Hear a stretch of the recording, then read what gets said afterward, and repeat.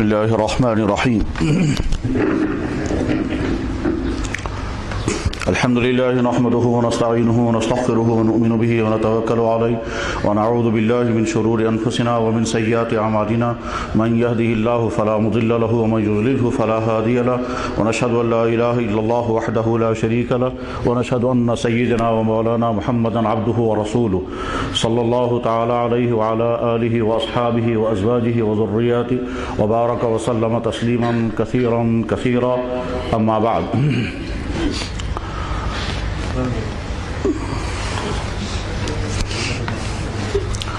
آپ جو ہے مولانا کو لے آئیں گے، میں مولانا کو تعارف کراؤں گا اور تعارف کرنے کے بعد مولانا کو دعوت دیں گے.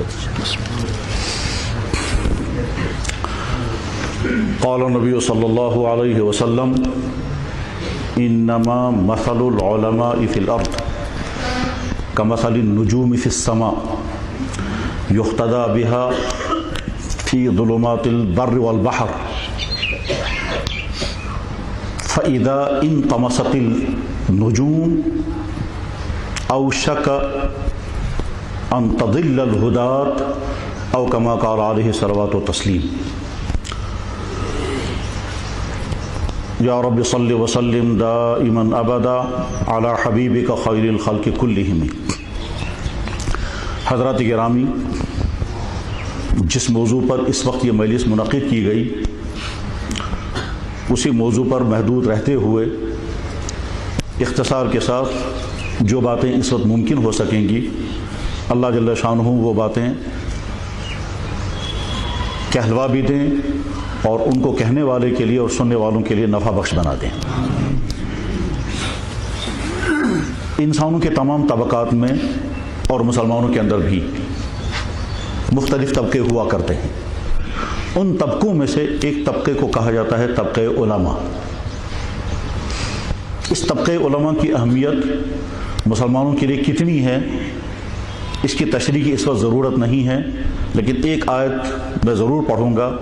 اللہ جل شانہ اپنے متعلق گواہی دے رہے ہیں کہ میں تمہارا اللہ ہوں، اور اس گواہی دینے میں فرشتوں کو بھی شامل کیا اور انسانوں میں سے علماء کو بھی شامل کیا. شہد اللہ انہ لا الہ الا ہو والملائکۃ واولو العلم. اللہ اپنے اللہ ہونے کا اعلان کر رہے ہیں اور ساتھ میں کہتے ہیں کہ میرے فرشتے بھی اور انسانوں میں سے بھی اہل علم بھی. اس سے بڑا اور کیا شرف ہوگا اس انسان کے لیے جو واقعتاً اہل علم کے طبقے میں شامل ہے.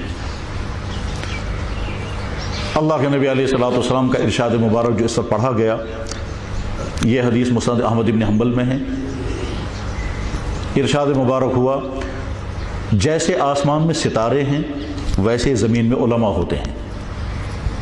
پھر ارشاد فرمایا ستاروں کے ذریعے سے لوگ راستے ڈھونڈتے ہیں، اگر ستارے بجھ جائیں تو خطرہ یہ ہے کہ راستہ ڈھونڈنے والے بھٹک جائیں گے.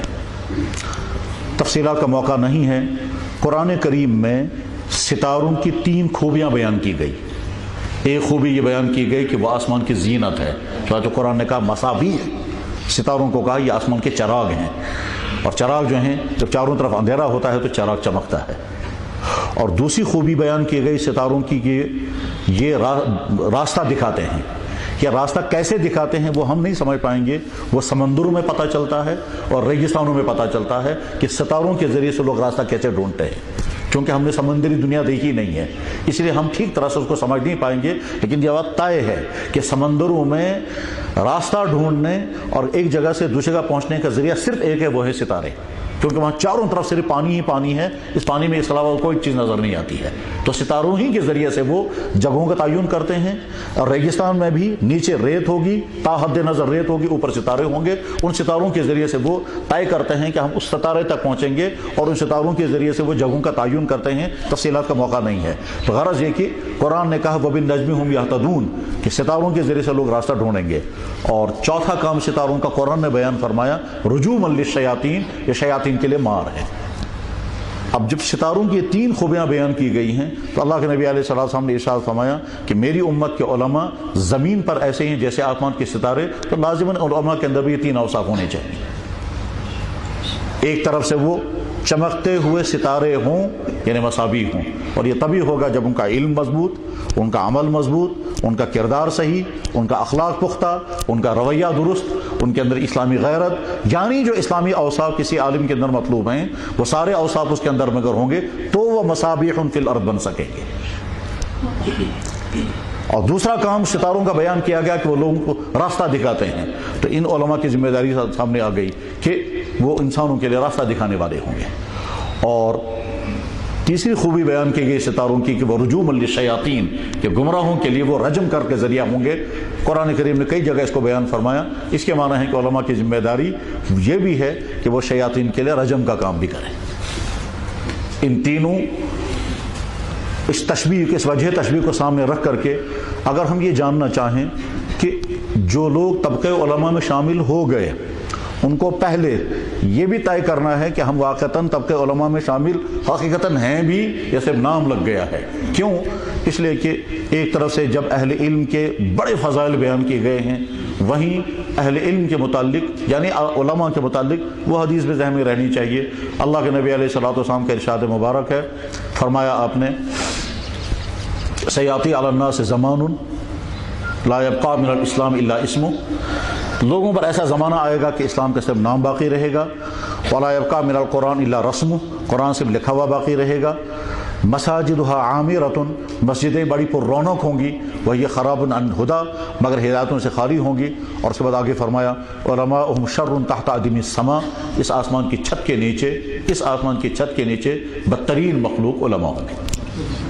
मिन इंदहुम तखरुजुल फितन व फीहिम तऊद, उन्हीं के अंदर से फितने निकलेंगे और फिर उन फितनों के लपेट में वो खुद भी आ जाएंगे।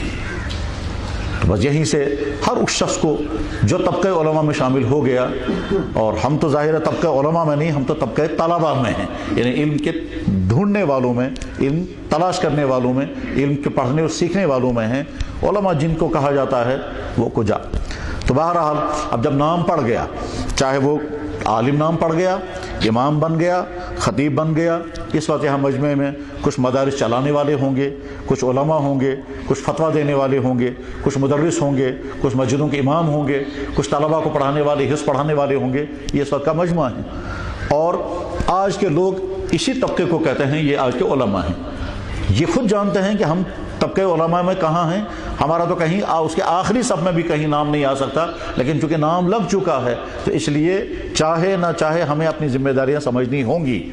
और अब चूंकि तफसीलात का मौका नहीं है तो मैं इख्तिसार के साथ ये अर्ज़ करना चाहूँगा कि अगर आज के उलमा ये जानना चाहें कि उलमा की जिम्मेदारियाँ क्या हैं, तो पहली जिम्मेदारी ये है कि वो हकीकी साहिब इल्म बने। और हकीकी साहिब इल्म बनने के लिए इल्म की पुख्तगी मतलूब है। और इल्म की पुख्तगी तब होगी कि जब मुताला भी कवी हो, मुताला भी वसी हो, तमाम एक तरफ से नुसूस पर भी नज़र हो, उलूम के जितने अहम तरीन शोबे हैं उन तमाम शोबों के साथ हमारा ताल्लुक़ ही नहीं बल्कि उन तमाम शोबों में हम उबूर पैदा करने की कोशिश करते हों। और ये बात कहते हुए जब ये ख्याल आता है कि हम में से अक्सर कोई बीमारी हो गई है कि किताबें जमा रखेंगे और मुताला नहीं करते हैं। हमारे इमामों के पास कमरे भरे हुए होंगे किताबों के, मगर मुताला नहीं करते हैं। तो अब इस वक्त किताबें जो हैं वो सिर्फ शो करने के लिए रखी जाती हैं, पढ़ने के लिए नहीं रखी जाती हैं। हम पूछते रहते हैं, और पूछते क्या हैं, खुद भी अपना हाल यही है कि साहब आपके पास मारिफ कुरान कब से है, कि जी 10-15 साल से है। कितना मुताला किया, कब बीच में एक आध सफ़ा पढ़ लेते हैं। तो रसूख फिल इल्म के लिए मुताले की ज़रूरत है। आज सिर्फ मेहनत करने की ज़रूरत है, किताबें ढूंढने की ज़रूरत नहीं है। पहला काम तो ये है। उसके बाद दूसरा अहम तरीन काम ये कि जब इल्म हमने पढ़ा, इस इल्म पर हम खुद अमल करने वाले हों। जब हम दूसरों को बताएंगे सुन्नतों पर अमल और ख़ुद अमल नहीं करेंगे, जब हम दूसरों को बताएंगे मुस्तहब्बात और ख़ुद उस पर अमल नहीं करेंगे, जब दूसरों को बताएंगे कि मुहर्रमात और मकरूहात से बचो और ख़ुद उस पर अमल नहीं करेंगे, तो इसके माना ये हैं लिमा तक़ूलून मा ला तफ़अलून की ज़द में आ सकते हैं। तो इल्म के अंदर रसूख पैदा हो जाए और अमल में पुख्तगी आ जाए, यह हमारी पहली जिम्मेदारी। और तीसरा अहम तरीन काम जो आज के उलमा का है वो ये है कि अपने असलाफ के नहज और मिजाज को समझना। अगर अपने असलाफ के नहज और मिजाज को नहीं समझेंगे तो हो सकता है कि दीन का काम करते करते दीन को नुकसान पहुंचाएंगे, फ़ायदा नहीं पहुंचा सकेंगे। اس لیے اپنے اسلاف کے نہج، ان کے منہاج کو سمجھنا ہوگا، اور وہ سمجھنا تبھی ممکن ہے کہ جب ہم ان کے سوانح کو ٹھیک طرح سے پڑھیں، گہرائی کے ساتھ، کس صورتحال کے اندر وہ کیا کرتے تھے، کس صورتحال کے اندر وہ سخت ہو جاتے تھے، کہاں وہ حکمت اپناتے تھے، کہاں وہ نرمی اختیار کرتے تھے، وہ تمام مزاج جب اپنے اندر پیدا کریں گے، اس کے بعد پھر ہم کام کر سکیں گے۔ اس کا تعلق یہ تو سب ذات کے ساتھ ہوا، اور اس کے بعد پھر فریضہ جو امت کے علماء کے ذمہ ہیں، وہ ان میں سے اس کو میں تقریباً 3 حصوں میں اس وقت تقسیم کروں گا۔ ایک تو ہے دین کی اشاعت، اور ایک ہے دین کی حفاظت، اور ایک ہے دین کی تحقیق، اور ایک ہے دین کی توضیح۔ اشاعت دین کے معنی یہ ہیں کہ امت کے ہر طبقے تک دین پہنچے، اور اس پہنچنے کے لیے ہمیں کون کون سے راستے اختیار کرنے ہوں گے وہ بھی سیکھنے پڑیں گے۔ اشاعت دین سارا کا سارا مثبت کام ہے، امت کے ہر طبقے تک دین پہنچے، ہر مزاج کے لوگوں تک دین پہنچے، ان کے اسلوب کے مطابق دین ان تک پہنچانے کی ہمارے اندر صلاحیت پیدا ہو جائے، ان کی زبان، ان کے محاورات کے مطابق ان تک دین پہنچانے کا مزاج آ جائے، ان کی زبان میں ان کو دین ہم سمجھ سکھانے والے بن جائیں، یہ اشاعت دین ہے۔ اور ظاہر ہے اشاعت دین ہم تبھی کر سکیں گے جب دین پہلے خود جانتے ہوں گے اور اس پر عمل بھی کرتے ہوں گے۔ اس اشاعت دین کے اور تقاضے کیا کیا ہیں، اس کو چھوڑ کر اگلا والا جملہ کہ دوسرا اہم ترین کام ہے حفاظت دین۔ اور حفاظت دین کے معنی یہ ہے کہ جب دین کے اندر بگاڑ لایا جا رہا ہو، جب دین کو اپنے نہج سے ہٹایا جا رہا ہو، تو اس وقت علماء کی ذمہ داری ہے کہ وہ دین کی حفاظت کا کام کریں۔ اور اس بات کو اللہ کے نبی علیہ الصلوۃ والسلام نے دوسری حدیث میں سمجھایا۔ آپ نے ارشاد فرمایا کہ میری امت میں ہر زمانے میں ایک طبقہ باقی رہے گا، قائم رہے گا، اس کا کام یہ ہوگا ینفون عنہ تحریف الغالین و انتحال المبتلین و تأویل الجاہلین، کہ غلو کرنے والوں نے دین کے اندر غلو کر کے جو غلط باتیں رائج کر دی ہوں گی ان کو وہ صاف کریں گے، و تأویل الجاہلین، اور جہالت کی بنا پر جو غلط چیزیں اسلام میں داخل کر دی گئی ہوں گی ان کی بھی صفائی، و انتحال المبتلین، اس قدر قیمتی جملہ ارشاد ہوا ہے، وہ انتحال المبتلین، جو مبتلین کے انتحال کو بھی صاف کریں گے۔ مبتلین کے انتحال کے معنی کیا ہیں؟ دوسری قوموں کی چیزوں کو اسلام بنا کر کے پھر اسلام میں پھیلائیں گے۔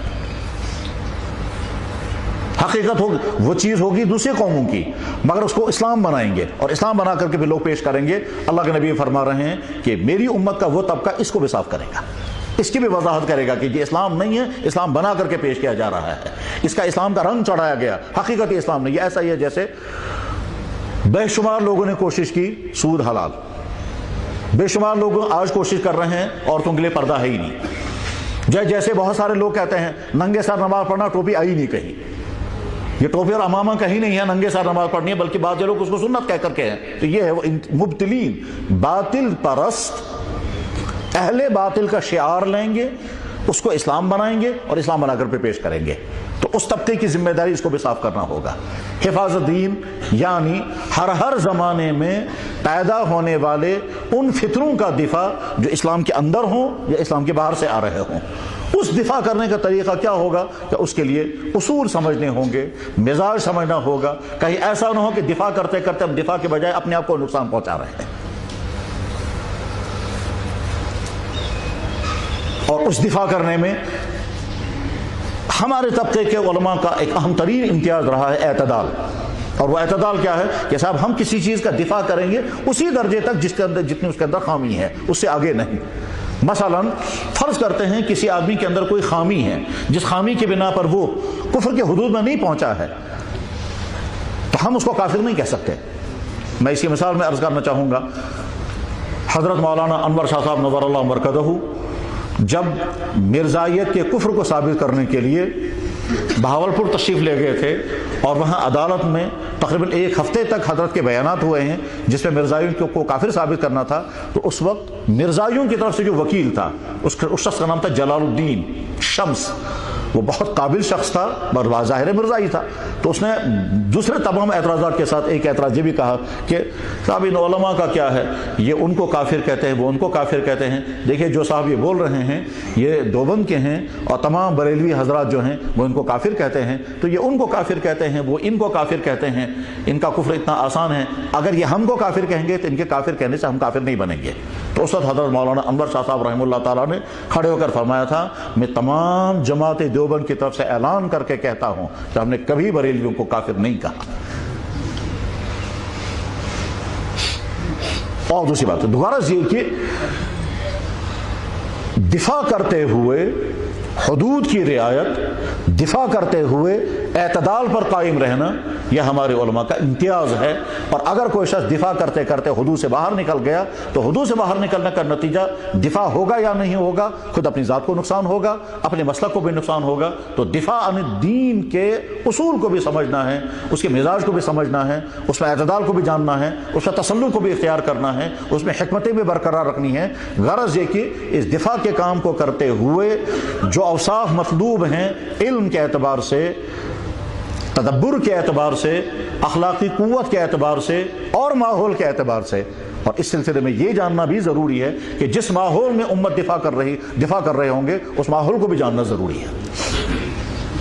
ہمارے ہاں کشمیر میں تو نہیں ہوتا، لیکن ہندوستان کے کچھ علاقوں میں ایک بدعت ہے جس کو کہتے ہیں تعزیہ نکالنا۔ تب یہاں کے لوگ سمجھتے بھی نہیں وہ تعزیہ کیا چیز ہے۔ محرم کے دنوں میں ایک جلوس نکالا جاتا ہے، اس میں کوئی جھنڈا لہرایا جاتا ہے اور لوگ وہ جھنڈے کے پیچھے بھی چلتے ہیں، اور اس کے بعد پھر اس میں اور اس طرح کی کچھ خرافات ہوتی ہیں۔ بہرحال وہ جو تعزیہ لے کر کے چلتے ہیں تو وہاں لوگ سمجھتے ہیں ہماری علامت ہی یہی ہے کہ ہم مسلمان ہیں۔ کیوں مسلمان ہیں؟ کہ ہم تعزیہ نکالتے ہیں۔ تو حضرت تھانوی رحمہ اللہ تعالیٰ ایک مرتبہ اس علاقے میں تشریف لے گئے اور ان سے فرمایا بھائی آپ لوگ مسلمان ہو؟ کہنے لگے جی ہاں۔ تمہارے مسلمان ہونے کی علامت کیا ہے؟ کہ ہم تعزیہ نکالتے ہیں۔ تو حضرت فرمایا اس کو باقی رکھنا، کیونکہ ان کے یہاں علامت ہی اتنی ہے مسلمان ہونے کی۔ اب اگر اس کو بھی ختم کر دیں گے تو اس کے بعد پھر ان کے پاس اسلام کی کوئی چیز باقی۔ اگر وہاں یہ کہتے ہیں تعزیہ نکالنا بدعت ہے، فتویٰ تو وہی ہے، تعزیہ نکالنا بدعت ہے، اس کی اسلامی کوئی حقیقت نہیں ہے، تو ان کے پاس اسلام کی اتنی چیز باقی بچی ہوئی تھی وہ اس کو بھی کہتے ہیں۔ کچھ لوگ تو ٹکراؤ کا شکار، اور اس کے نتیجے میں نقصان ہوتا، فائدہ کچھ نہیں ہوتا۔ حکمت و تدبر کی ایک شاندار مثال جو ہمارے ہاں کشمیر میں ہے، اور شاید دنیا میں اور بھی کسی منفرد علاقے میں ہو سکتا پائی جاتی ہوگی، ورنہ بہت نادر مثال ہے وہ کہ جب حضرت شاہ ہمدان رحمہ اللہ تعالیٰ یہاں کشمیر تشریف لائے تو یہ بات ذہن میں رہنی چاہیے کہ شاہ ہمدان رحمہ اللہ تعالیٰ مسلکن شافعی تھے، اور وہ مسلکن شافعی بھی اچانک بننا پڑا تھا انہیں، ورنہ حقیقتاً وہ شافعی نہیں تھے، اصل میں وہ حنفی المسلک تھے، اور ان کے مرشد جن کے ساتھ ان کا بیعت کا تعلق تھا وہ چونکہ شافعی المسلک تھے، تو حضرت شاہ ہمدان رحمہ اللہ تعالیٰ سوچتے رہے کہ شاید میں روحانی فائدہ نہیں اٹھا پاؤں گا جب تک میں حضرت اپنے مرشد کا مسلک اختیار نہ کر لوں، یعنی وہ جو سوچتے تھے کہ مجھے ایسا بننا چاہیے میں بن نہیں پا رہا ہوں، تو شاید میں رکاوٹ آ رہی ہے، مسلک کا تباین، وہ کسی اور مسلک کے ہیں میں کسی اور مسلک کا ہوں، اس وجہ سے میری روحانی تربیت نہیں ہو پا رہی ہے، یا میں اس روحانی ترقی کے اس منزل پر نہیں پہنچ پا رہا ہوں جس پر مجھے پہنچنا چاہیے، تو اس لیے مجھے اپنے مسلک کو چھوڑ کر اپنے مرشد کا مسلک اختیار کرنا چاہیے، لہٰذا وہ شافعی المسلک بنے اپنی روحانی تربیت کی غرض سے۔ اور اس کے بعد شاہ ہمدان رحمہ اللہ تعالیٰ یہاں تشریف لائے۔ چونکہ یہاں کشمیر میں اسلام اس سے پہلے حضرت سید عبد الرحمن بلبل رحمہ اللہ تعالیٰ کے توسط سے پہنچا تھا، اور حضرت حنفی تھے، حنفی کے ذریعے سے اسلام داخل ہوا تھا، تو حضرت شاہ ہمدان رحمہ اللہ تعالیٰ نے سوچا کہ اگر میں یہاں شافعی المسلک کو پیش کروں گا تو یہاں جس اسلام کی دعوت لے کر کے جو میں یہاں آیا ہوں وہ سلسلہ رک جائے گا، یہاں ٹکراؤ ہو جائے گا، کچھ کہیں گے ہم آج کا جو پیر صاحب ہے ہمیں اس کا مسلک اختیار کرنا چاہیے، اور کچھ لوگ کہیں گے نہیں صاحب ہمارا جو پرانا پیر تھا جس کے ذریعے ہمیں اسلام میں ملا ہے ہمیں اس پر رہنا چاہیے، تو گایا یہاں حنفی اور شافعی کا ٹکراؤ تو شروع ہو جائے گا، اور جس دعوت کو لے کر کے میں آیا ہوں وہ دعوت نہیں پھیل سکے گی، تو اس لیے مجھے چاہیے کہ اپنے شافعی اور مسلک ہونے کا میں اخفا کروں۔ چنانچہ اخفا کرتے تھے، اور جو لوگ اسلام قبول کرتے تھے ان کو حنفی کا بننے کو گئے۔ عجیب بات ہے، کشمیر کے تمام حنفی شافعی کے ذریعے سے حنفی بنے۔ اگر حضرت نے اس وقت یہ شروع کیا ہوتا میرے ذریعے سے جو لوگ مسلمان بنے ان کو میرے مسلک پر آنا ضروری ہے، تو اس کا نتیجہ کیا ہوتا؟ یہاں مسلک کی ٹکراؤ شروع ہو جاتا، اور جس طرح سے اسلام کشمیریوں نے تیزی کے ساتھ قبول کیا وہ سلسلہ رک جاتا۔ مگر حضرت کے دور اندیشی کا نتیجہ یہ ہوا کہ کشمیری مسلمان بنتے گئے اور حنفی بنتے گئے شافعی کے ذریعے سے، اور حضرت جب نماز پڑھتے تھے تو کوشش کرتے تھے وہ اخفا کریں گے، اور اخفا کر کے نماز ادا کرتے تھے۔ امام کے پیچھے نماز پڑھتے تھے تو شافعی المسلک کے اصولوں کے مطابق نماز نہیں پڑھتے تھے، کوششیں کرتے تھے حنفی اصولوں کے مطابق نماز پڑھے، یعنی جو چیزیں شافعی المسلک پہ کی جاتی ہیں نماز کے اندر، ظاہر ہے وہ اکثر اختلافات جو ہیں وہ اولا اور غیر اولا کے اختلافات ہیں، اس کو چھوڑ دیتے تھے تاکہ عوام میں انتشار نہ ہو۔ تو دفاع عن الدین کے سلسلے میں ان تمام تدبیروں کو سامنے رکھنا ضروری ہے۔ ایسا نہ ہو کہ ہم دفاع کرتے کرتے اپنے مسلک کو نقصان پہنچائیں، اور ایسا نہ ہو کہ ہم جس چیز کا دفاع کر رہے ہیں ماحول اس کے برخلاف ہو۔ اس چیز کو جاننا اور سمجھنا بھی انتہا زیادہ ضروری ہے۔ حقیقت یہ ہے کہ انسان کو حکمت مل جائے تو بہت بڑی نعمت مل جائے، بہت بڑی نعمت مل گئی۔ اور حکمت کا ایک مفہوم یہی ہے کہ کس وقت میں کون سا رویہ اختیار کرنا ہے، وہ گر ہاتھ میں آ جائے، کس وقت نرم ہونا ہے، کس وقت سخت ہونا ہے، کس وقت مسئلے کو بیان کرنا ہے، کس وقت اخفا کرنا ہے۔ کہا جاتا ہے کہ حضرت تھانوی رحمہ اللہ تعالیٰ کسی علاقے میں تشریف لے گئے، وہاں مسجد بہت شاندار تھی، مگر گاؤں والے نماز نہیں پڑھتے تھے۔ تو حضرت ان سے پوچھا بھائی آپ لوگ نماز کیوں نہیں پڑھتے ہو جب مسجد ان شوق سے بنائی ہے؟ کہنے لگے جی ہمارے یہاں جو چودھری صاحب ہیں مسجد انہوں نے بڑی شوق سے بنائی ہے، اگر وہ نماز پڑھیں گے ہم بھی نماز پڑھنے لگیں گے، بس چونکہ وہ نہیں پڑھتے ہم بھی نہیں پڑھتے۔ تو حضرت ان سے ملاقات کرنے کے لیے گئے اور جا کر ان سے فرمایا چودھری صاحب ہم نے سنا آپ نے بڑی شوق کے ساتھ مسجد بنائی ہے۔ کہنے لگا جی ہاں، اگر اس میں کوئی کمی ہو تو بتائیے ہم وہ بھی پوری کریں گے، مگر آپ نماز، کہنے لگا نماز ہم سے نہیں پڑھی جائے گی۔ تب کیوں نہیں پڑھیں گے نماز؟ کہنے لگے ہم بڑے شوق کے ساتھ داڑھی بناتے ہیں اور داڑھی سجا کر کے رکھتے ہیں، جب ہم وضو کریں گے تو ہماری داڑھی خراب ہو جائے گی۔ تو حضرت تھانوی رحمہ بس اتنا داڑھی کا ہی مسئلہ ہے؟ کہنے لگا جی ہاں داڑھی کا مسئلہ ہے، میں شوق کے ساتھ صبح کو داڑھی بناتا ہوں، آج تو وہ سمجھ میں نہیں آئے گا وہ داڑھی بنانے کا مطلب کیا ہے۔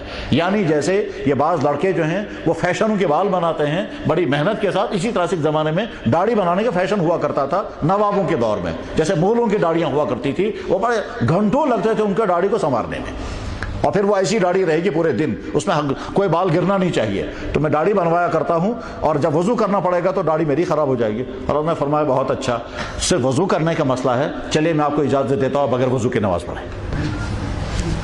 کرے بغیر وضو کی ہو جائے گی نماز؟ کہنے لگا وہ تو بعد میں دیکھیں گے، ہو جائے گی پھر آپ شروع کر دیں۔ ٹھیک، چودھری صاحب نے اعلان کیا تمام گاؤں والے مسجد میں پہنچ جائیں اور سب کو نماز پڑھنی ہوگی، کیونکہ آج کے بعد ہم کو بھی نماز پڑھنی ہے، مگر یاد رکھو ہم کو بغیر وضو پڑھنی ہے، تم کو وضو کر کے پڑھنی ہے۔ تو بہت اچھا، نماز شروع ہو گئی۔ ایک نماز پڑھنے کے بعد اگلی نماز میں چودھری صاحب نے وضو کیا۔ ان سے پوچھا کہ حضرت کیا بات ہو گئی؟ کہنے لگا بھائی سوچا ہم نے جب پڑھنی ہی ہے تو بغیر وضو کے کیوں پڑھا۔ ادھر سے حضرت تھانوی رحمۃ اللہ مسلسل دعا کرتے رہے، یا اللہ میں نے آپ کے گھر تک اس کو پہنچا دیا، اگلا اصلاح کا کام آپ خود فرما دیں۔ حکمت اور تدبر ہاتھ میں آ جائے تو بڑی نعمت ہے۔ تو پہلا کام علماء دین کا اشاعت دین، اور دوسرا کام ہے دفاع عن دین، اور تیسرا کام ہے تحقیق دین۔ تحقیق دین کے معنی جو نئے مسائل سامنے آئیں گے ان نئے مسائل کو کس طرح سے حل کرنا ہوگا، یہ تو بڑے فقہا اور بڑے علماء کی ذمہ داری ہے۔ جیسے اسلامی فقہ اکیڈمی کا ایک اہم ترین کارنامہ جو ہے وہ یہی ہے کہ نئے پیش آنے والے مسائل پر علماء کو جمع کریں گے، اس پہ تحقیقات ہوں گی، تحقیقات ہونے کے بعد پھر ان کے فیصلے ہوں گے۔ تو تحقیق دین اور ایک توضیح دین، توضیح دین کے معنی اسلام کے خلاف جو اعتراضات پیدا ہوں گے ان اعتراضات کا جواب کس طرح سے دیا جائے گا اور جواب کس اسلوب میں دیا جائے گا، اس کے دلائل کیا ہوں گے۔ ہر زمانے میں اسلام پر اعتراضات نئے نئے قسم کے ہوا کرتے ہیں۔ آج کے زمانے میں جو اعتراضات ہوں گے وہ اعتراضات خود کبھی اہل علم کی طرف سے ہوں گے اور کچھ غیروں کی طرف سے آئیں گے۔ ضروری نہیں ہے کہ جو پرانے زمانے کے اعتراضات ہیں وہ آج ہوں گے، اور ضروری نہیں کہ اعتراضات جو ہیں وہ طرح طرح کے اعتراضات ہوا کرتے ہیں۔ ابھی کچھ دنوں پہلے فون پر کچھ ایک صاحب مجھ سے پوچھ رہے ہیں، ملاقات بھی بعد میں ہوئی، وہ کہتے ہیں کہ جی سب لوگ کہتے ہیں اللہ ہے، پھر ہم پوچھتے ہیں جی اللہ ہے تو اللہ کو بنایا کس نے؟ لیکن آج تک کوئی جواب نہیں دے پاتا۔ خدا کو کس نے پیدا کیا؟ یہ کالج کا لڑکا ہے۔ کہنے لگے اس طرح کا سوال ہم میں سے سب بے شمار لوگوں کے ذہنوں میں ہے، حتیٰ کہ یہاں یونیورسٹی میں پورا گروپ یہی کام کرتا ہے کہ صاحب اگر خدا ہے تو خدا کو بنایا کس نے؟ اور ظاہر اس کا جواب ہم دیتے ہیں کیا؟ اللہ تعالیٰ کو کسی نے نہیں بنایا، اللہ تعالیٰ خود ہی ہے۔ وہ کہتا ہے خود بخود کیسے ہوگا؟ تب یہ جو سوال، اس کو سوال ہم قرآن کی آیتیں پیش کریں گے جو حق ہوں گی، مگر ہو سکتا ہے کہ یہ اس کو سمجھ میں نہ آ جائے، تو اس کے اسلوب میں اس کو بات سمجھانی ہے۔ توضیح دین کے معنی یہ ہیں کہ ہر زمانے میں پیدا ہونے والے شکوک و شبہات جس زبان میں ہوں، جس لہجے میں ہوں، جس طرز فکر کی بنیاد پر وہ سوالات پیدا ہوئے ہوں، ان سوالات کو وہی طرز فکر کے بنیاد پر جواب دیا جائے۔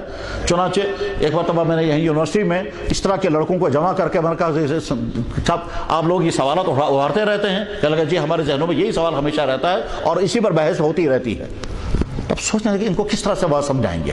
تو ان کو سمجھایا کہ دیکھو آپ لوگ اگر مٹھائی کھاتے ہوں گے تو مٹھائی تو نامیان اس چیز کا جو میٹھی ہوتی ہے، تو برفی میٹھی ہوتی ہے کیونکہ اس میں کھانڈ ڈالا گیا، لڈو میٹھے ہوتے ہیں کہ اس میں کھانڈ ڈالا گیا، لٹن چائے میٹھی ہوتی ہے کیونکہ اس میں شکر ہوتی ہے، حلوہ میٹھا ہوتا ہے کیونکہ اس میں شکر ہوتی ہے۔ تو اگر آپ سے سوال کیا جائے گا برفی میٹھی کیوں ہے، آپ کہیں گے شکر کی وجہ سے۔ اگر سوال ہوگا کہ حلوہ میٹھا کیوں ہے، آپ کہیں گے شکر کی وجہ سے۔ آپ سے سوال کیا جائے گا پھیرنی میٹھی کیوں ہے، آپ کہیں گے شکر کی وجہ سے۔ اب اگر آپ سے سوال کیا جائے گا شکر میٹھی کیوں ہے، تو آپ کہیں گے شکر تو خود بخود میٹھی ہے۔ ایک لڑکا کھڑے ہو کر کہے گا جی بس آگے سمجھ میں۔ ہر چیز، زمین کو اللہ نے بنایا، آسمان کو اللہ نے بنایا، ستاروں کو اللہ نے بنایا، انسان کو اللہ نے بنایا، اللہ خود بخود ہے، ایسے ہی جیسے شکر خود بخود میٹھی ہے۔ ظاہر یہ کوئی دلیل نہیں ہے اور یہ پروف نہیں ہے، مگر یہ مثال ہے، اور یہ مثال اقرب الی الذہن ہے، وہ فوراً مطمئن ہو گئے۔ تو غرض یہ کہ جس زمانے میں جو شکوک و شبہات امت کے اندر پیدا ہوں گے، ان شکوک و شبہات کا دفعیہ کرنا علماء کی ذمہ داری ہے۔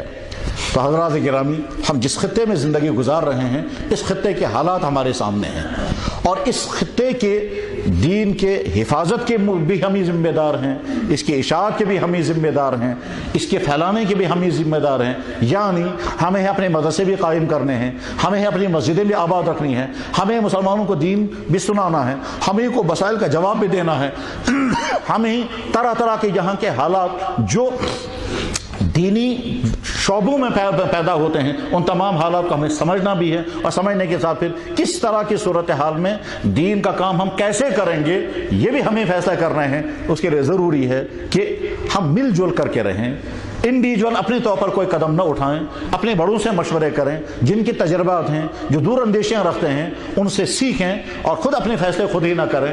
جہاں سخت ہونا ہوگا یہ بھی سیکھنا پڑے گا سخت کہاں ہونا چاہیے، جہاں نرم ہونا ہوگا یہ بھی سیکھنا پڑے گا کہ نرم کہاں، کس جگہ پر کون سا طرز عمل اختیار کیا جائے۔ اگر ہم یہ نہیں سیکھیں گے تو کبھی خدا نخواستہ اخلاص کی بنیاد پر بھی آدمی نقصان کر جاتا ہے، اور اپنے آپ کو نقصان کر جاتا ہے۔ واقعہ بہت مشہور ہے کہ جب ایک وہ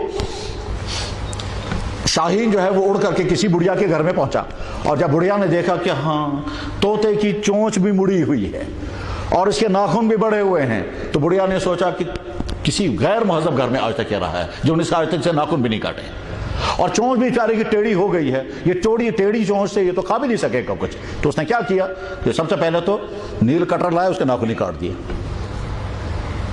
اور اس کے بعد پھر پلاس لا کر کے اس کی چونچ ٹھیک کی۔ اب اس کے بعد پھر وہ بیچارہ نہ چل سکتا ہے، اور اس کے بعد آگے چل کر کے پھر وہ بفر طالب علم سب نے وہ واقعہ پڑھا ہوگا۔ کیا معنی اس کے؟ معنی یہ ہے کہ بڑھیا کے اندر اخلاص تو تھا، اور اس اخلاص کی بنیاد پر اس نے ایک اچھا قدم اٹھایا، مگر نقصان کیا اس کا، کیونکہ طریقہ اسے معلوم نہیں تھا۔ تو صرف اخلاص ہونا ہی کافی نہیں ہے، اخلاص کے ساتھ ساتھ طریقہ عمل جاننا بھی ضروری ہے۔ تو اس لیے حضرات گرامی، ہم چاہے نہ چاہے طبقے علماء میں ہم کا ہمارا نام داخل ہو چکا ہے۔ ہم میں سے چاہے کوئی صرف حافظ ہو، اور حافظ بھی ایسا کو قرآن یاد نہیں، لیکن پھر بھی کہیں گے یہ مولوی۔ ہم عالم ہوں، چاہے ہم کو نحوی بھی پڑھانی نہ آتی ہو، چاہے نحو کا قاعدہ بھی ہمارا یاد نہ ہو، چاہے ہماری عبارتیں بھی صحیح نہ ہوں، لیکن نام پڑھ گیا۔ یہاں کشمیر میں تو جس نے داڑھی رکھی وہی مولوی، چاہے مسجد کا جس نے داڑھی رکھی، چاہے بیچارہ وہ کل کا کالج کا لڑکا تھا، اور کالج کا لڑکا تھا تبلیغ میں جڑ گیا، اس کے بعد پھر داڑھی رکھ لی، یہاں کے لوگ اس کو بھی مولوی کہتے ہیں۔ تو ہمارا نام جس طبقے میں شامل ہو چکا ہے، اب اس طبقے کے تقاضے کیا کیا ہیں وہ ہم کو اپنے اندر پیدا کرنے ہوں گے۔ علم کا رسوخ وہ بھی اپنے اندر پیدا کرنا ہے۔ اگر خدا نہ خواستہ ہمارے علم کے اندر نقص رہا تو ہم فائدہ پہنچانے کے بجائے نقصان پہنچائیں گے۔ اخلاقی قوت ہمارے اندر ہونا ضروری ہے۔ اگر اخلاق صحیح نہ ہوئے تو نتیجہ یہ ہوگا کہ ہم کسی کو مسئلہ سمجھائیں گے، اور مسئلہ سمجھاتے سمجھاتے اگلا والا کہے گا کہ صاحب مسئلہ تو بتایا مگر ان کا اخلاق صحیح نہیں ہے۔ بیان کریں گے، اخلاق صحیح ہونا ضروری ہے، رحم کے اخلاق، ہمدردی کے اخلاق، برداشت کے اخلاق، حسن سلوک کے اخلاق، اپنا رویہ صحیح ہو، اپنی زبان صحیح ہو، اپنا مزاج صحیح ہو۔ یعنی علماء ربانیین کا جو طرز عمل ہوا کرتا تھا، بس وہی طرز عمل ہمارا ہونا چاہیے۔ نہ یہ کہ ہم گالی کے جواب میں گالیاں دیں، نہ یہ کہ کوئی آدمی ہاتھ پاؤں اوپر کرے، یہ آستین چڑھائے گا تو ہم بھی آستین چڑھانے والے، نہیں، ہمارا مزاج یہ نہیں ہوتا۔ علماء کا جو انداز ہونا چاہیے بس وہی مزاج ہونا چاہیے ہمارا۔ امام ابو حنیفہ رحمہ اللہ تعالیٰ سے نہایت ہی ناگواری کے مسائل بھی پوچھے گئے، پر حضرت جواب میں وہی طرز عمل اختیار کرتے تھے۔ تفصیلات کا اس وقت موقع نہیں ہے۔ کہتے ہیں حضرت مولانا حسین مدنی نور اللہ مرکزہ بخاری شریف کا درس دے رہے تھے، پرچہ آیا، اس پرچے میں کسی نے لکھا تھا، حضرت ہم نے سنا ہے آپ حرامی ہیں۔ تو بجائے اس کے کہ حضرت مشتعل ہو جاتے، حضرت مشتعل نہیں ہوئے، کہنے لگا بھائی یہ پرچہ آیا ہے، کسی صاحب نے لکھا ہے کہ ہم نے سنا آپ حرامی ہیں۔ تو میرا جواب یہ ہے کہ میں فیض آباد کے فلاں گاؤں میں پیدا ہوا ہوں، وہاں میرے والد میری والدہ کا نکاح ہوا تھا، اس کی گواہ اب بھی وہاں موجود ہے، وہاں جا کے تحقیق کرتا۔ تو غرض یہ کہ ہمیں سیکھنا ہے بہت کچھ، کس طرح سے اپنی اس ماحول کے اندر ہمیں دین کا کام کرنا ہے. آپ کے مخالفانہ ماحول میں، اور وہ مخالف جو ہیں وہ آپ کی مخالفتوں کے نہیں، وہ غلط فہمیوں کا شکار ہیں، وہ نہیں سمجھتے ہیں کہ آپ کتنے قیمتی کام کیے ہوئے ہیں. ہمارا جتنا قیمتی کام ہے، اس قیمتی کام کو نہ سمجھنے والا اگر نہیں سمجھ پا رہا اور اس لیے اس کے مخالفت کرتا ہے تو ہمیں یہاں سے مخالفت نہیں کرنی ہے، بلکہ اس کے ساتھ ایک ایسا رویہ اختیار کرنا ہے کہ کل کو وہ کہنے لگے کہ صاحب حق پر تو تم ہی تھے، مگر افسوس کہ میں سمجھ نہ سکا، ہم آج تک غلط فہمیوں میں تھے، اس غلط فہمیوں کی نتیجے میں ہم تم سے دور رہے ہیں اور اس کا ہم نقصان اٹھا رہے ہیں. چنانچہ جہاں کے علماء نے اپنا رویہ صحیح رکھا، اپنا طرز عمل صحیح رکھا، اعتدال پر قائم رہے، مزاج ان کا اخلاق کا تھا جیسا نبی کا وارث ہونا چاہیے، ویسا کردار جنہوں نے اپنایا، اللہ جل شانہ آگے چل کر کے ان کو ضرور فتوحات کا ایک دروازہ کھول دیتے ہیں ان کے لیے. تو میرے بھائیوں، یہ جو اس وقت منتشر باتیں عرض کی گئیں، یہ تو اصل میں ساری تمہیدیں تھیں. اصل میں ہمارے مہمان محترم حضرت مولانا خالد سیف اللہ رحمانی دامت برکاتہم، جو بہت خوش قسمتی سے تشریف فرما ہوئے اور یہ اجلت میں یہ پروگرام انہوں نے دے دیا، تو اصل میں خطاب انہی کا ہوگا اور انہی کے خطاب سے ہم سب مستفید ہو جائیں گے. میں اس پر زیادہ تفصیل تو نہیں بیان کرنا چاہوں گا، بس اتنا مختصر سمجھیں کہ اس وقت پوری دنیا میں فقہ اکیڈمیاں کام کر رہی ہیں. یہاں بر صغیر میں جو ممتاز ترین فقہ اکیڈمی ہے، وہ ممتاز ترین فقہ اکیڈمی حضرت مولانا قاضی مجاہد الاسلام نور اللہ مرکزہ اس کے مؤسس تھے، اور اس وقت اس کے روح رواں حضرت مولانا خالد سیف اللہ رحمانی ہیں. انہی کی علمی اور فکری کاوشوں کا نتیجہ ہے کہ وہ اکیڈمی ہر اگلے دن روز افزوں ترقیات کے راہ پر گامزن ہے، اور بے شمار مشکل ترین مسائل، بلکہ بعض دفعہ ہم دیکھتے ہیں کہ جو عالمی فقہ اکیڈمیاں ہیں اس طرح سے ان فقہ اکیڈمی میں مسائل حل نہیں ہوتے ہیں جس طرح سے اسلامی فقہ اکیڈمی ہم نے مسائل حل ہوتے ہوئے دیکھے. تو اس کے جنرل سیکرٹری اللہ جل شانہ نے توفیق عطا فرمائی، قرآن کریم کا شاندار ترین ترجمہ اور اس کے بہترین حواشی مرتب کرنے کے اللہ نے توفیق عطا فرمائی. اللہ جل شانہ اپنی بارگاہ میں اس خدمت قرآن کو قبول فرمائے. بلکہ جب ہم سے لوگ پوچھتے ہیں کہ جی ہم قرآن کی تفسیر پڑھنا چاہتے ہیں تو کون سی پڑھیں، ہم ان سے پوچھتے ہیں بھائی مفصل تفسیر پڑھنا چاہتے ہو یا مختصر؟ کہا لگا جی مفصل بھی بتا دیجئے، مختصر بھی بتائیے. تو جب کوئی پوچھتا ہے مفصل تفسیر اگر پڑھنی ہے تو معرف القرآن پڑھو، اور اگر مختصر تفسیر پڑھنی ہے تو اس میں دو ہیں، یا تو آسان ترجمہ قرآن مولانا تقی عثمانی صاحب کا، یا آسان ترجمہ قرآن آسان تفسیر مولانا خالد سیف اللہ رحمانی کی. اور آپ بھی بے تکلف اپنے دوستوں کو مشورہ دیں کہ جب کوئی آپ سے کالج کے طلبہ پوچھتے رہتے ہیں کہ جی ہم تفسیر پڑھنا چاہتے ہیں کیا پڑھیں، جو وہ مختصر سے مختصر پڑھنا چاہیں گے تو مولانا تقی عثمانی صاحب کا حوالہ دے کر بتائیں، اور ذرا اس سے تفصیل پڑھنا چاہیں گے تو پھر مولانا خالد سیف اللہ کا ترجمہ قرآن یہاں سری نگر میں اویلیبل ہے، اس کا حوالہ دے سکتے ہیں اور اس کا فائدہ ہوگا. اور جب کوئی آدمی چاہے گا اس سے مفصل پڑھنا چاہیں تو پھر معرف القرآن. اللہ جل شانہ نے توفیق عطا فرمائے. قاموس الفقہ جیسی قیمتی کتاب جو علماء کے لیے سرمایہ بصیرت، سرمایہ سعادت ہے، مولانا نے مرتب فرمائی. اس کے علاوہ کن کن اداروں میں کیا کیا اللہ تعالیٰ شانہ کام لے رہے ہیں، اللہ جل شانہ کاموں کو قبول فرمائے. اور ایک پہلو اور بھی ہے جو بالکل چھپا ہوا اور دبا ہوا ہے، اور وہ پہلو یہ کہ ویسے تو اصل میں کل شام اس کا تعارف ہو جانا چاہیے، لیکن اس وقت جلدی میں وہ بات نہیں ہو سکی. ہمارے بزرگوں کا ایک اہم ترین سلسلہ ہے بیعت و سلوک کا سلسلہ. جیسے ہمارا علمی سلسلہ ہے ویسے ہمارا اصلاحی سلسلہ بھی ہے، اور وہ اصلاحی سلسلہ منبع اس کا بنتا ہے حضرت حاجی امداد اللہ نور اللہ مرکزہ. تو حضرت حاجی امداد اللہ نور اللہ مرکزہ کہ ان کے خلیفہ خاص تھے حضرت گنگوہی کے خلیفہ خاص تھے حضرت مولانا خلیل احمد سہارنپوری. حضرت مولانا خلیل احمد سہارنپوری کے خلیفہ خاص تھے حضرت مولانا زکریا صاحب. حضرت مولانا زکریا صاحب کے خلیفہ خاص تھے حضرت مفتی محمود صاحب. حضرت مفتی محمود صاحب نور اللہ برکاتہ کے خلفاء میں سے یہاں کشمیر میں حضرت مولانا رحمۃ اللہ صاحب اور مولانا مفتی ایوب صاحب ہیں. بس ٹھیک اسی طرح سے حضرت حاجی امداد اللہ رحمہ اللہ تعالیٰ کے خلیفہ خاص تھے حضرت تھانوی رحمہ اللہ تعالیٰ کے خلیفہ خاص تھے حضرت مولانا مسیح اللہ خان صاحب. حضرت مولانا مسیح اللہ خان صاحب سے اصلاحی تعلق تھا مفتی عبدالرشید صاحب کا. پھر حضرت مولانا اشرف تھانوی رحمہ اللہ تعالیٰ کے خلیفہ خاص تھے حضرت مولانا ابرار الحق صاحب ہردوئی. حضرت مولانا ابرار صاحب ہردوئی کے خلفاء میں سے حضرت مولانا نور الدین ترالی، حضرت مولانا نور الدین ترالی نے اجازت حضرت مولانا حمید اللہ صاحب کو، اور حضرت مولانا حمید اللہ صاحب کی طرف سے اجازت حاصل ہے مفتی عبدالرشید صاحب کو۔ بس ٹھیک اسی طرح سے ہمارا سلسلہ روحانی میں حضرت مولانا حضرت حاجی امداد اللہ مہاجر مکی نور اللہ مرکزہ کے خلیفہ خات حضرت گنگوہی رحمہ اللہ تعالیٰ کے خلفاء میں سے ایک خلیفہ تھے حضرت شاہ عبد الرحیم رائے پوری، اور حضرت شاہ عبد الرحیم رائے پوری کے خلیفہ خاص تھے حضرت مولانا حضرت شاہ عبد القادر رائے پوری۔ حضرت شاہ عبد القادر رائے پوری رحمہ اللہ تعالیٰ کے اہم ترین خلفاء میں سے حضرت مولانا سید ابو الحسن علی ندوی رحمہ اللہ تعالیٰ۔ حضرت مولانا ابو الحسن علی ندوی رحمہ اللہ تعالیٰ سے اصلاحی تعلق مولانا خالد سیف اللہ رحمانی کا، پھر حضرت مولانا علی میاں ندوی رحمہ اللہ تعالیٰ کے خلیفہ خاص حضرت مولانا رابع صاحب، اور حضرت مولانا رابع صاحب کی طرف سے اجازت حاصل ہے حضرت مولانا خالد سیف اللہ رحمانی کو، جیسا کہ میں نے سنا ہے۔ اور اللہ جل شانہ نے علمی سلسلہ بھی عطا فرمایا، تحریری سلسلہ بھی عطا فرمایا، علم فکری سلسلہ بھی عطا فرمایا۔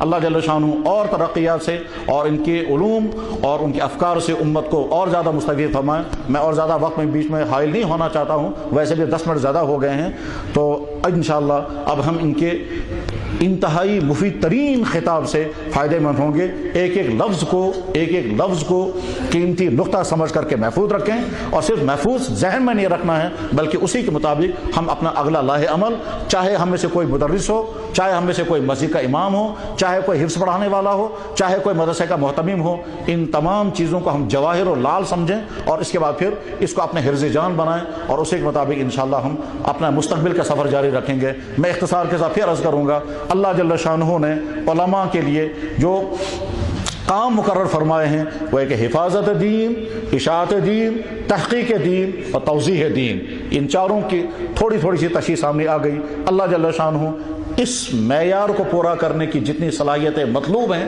ہم سب کے اندر پیدا فرمائیں۔ وآخر دعوانا ان الحمدللہ رب العالمین۔